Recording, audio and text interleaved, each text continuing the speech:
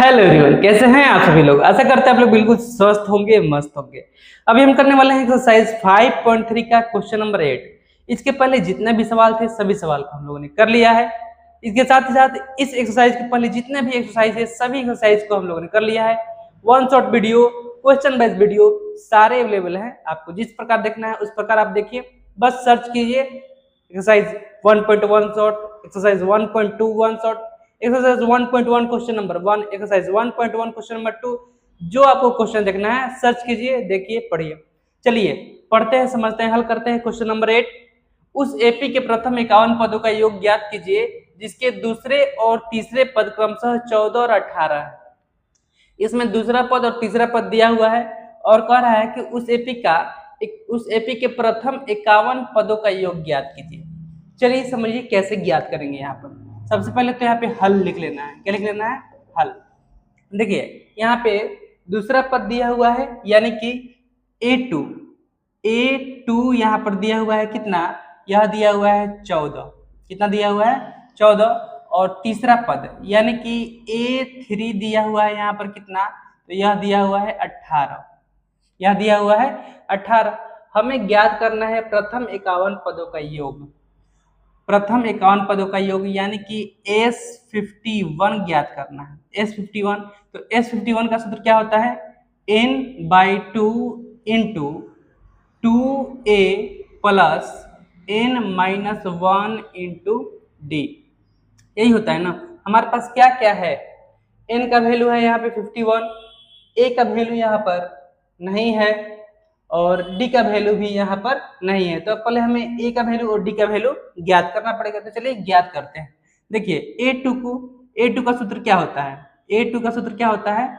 तो a plus d होता है। a plus D is equal to A2 होता है। A2 का सूत्र a प्लस डी होता है। आप लोग पता है तो यहाँ पर a plus D is equal to 14 हम लिख सकते हैं ना?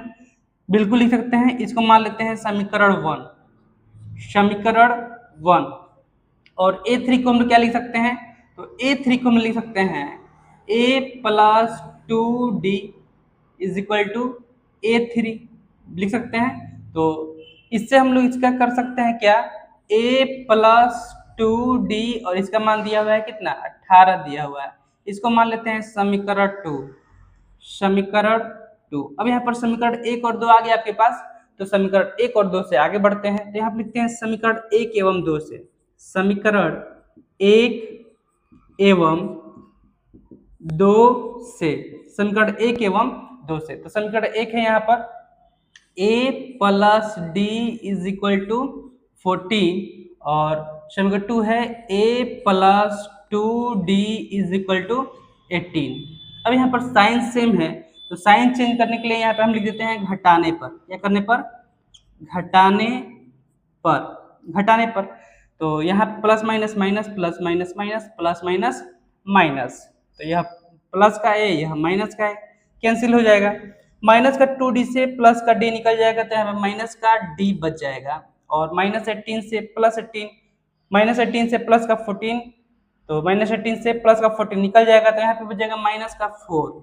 तो यहाँ पे माइनस से माइनस को कैंसिल कर दीजिए तो d का वैल्यू आ जाएगा यहाँ पर 4। d का वैल्यू आ गया यहाँ पर 4। तो d का मान समीकरण 1 में या 2 में रखिएगा तो आपको a का मान भी मिल जाएगा। चलिए वही करते हैं। हम लिखते हैं d का मान समीकरण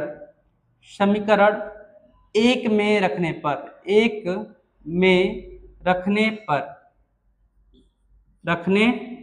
तो समीकरण 1 क्या है यहाँ पर? a plus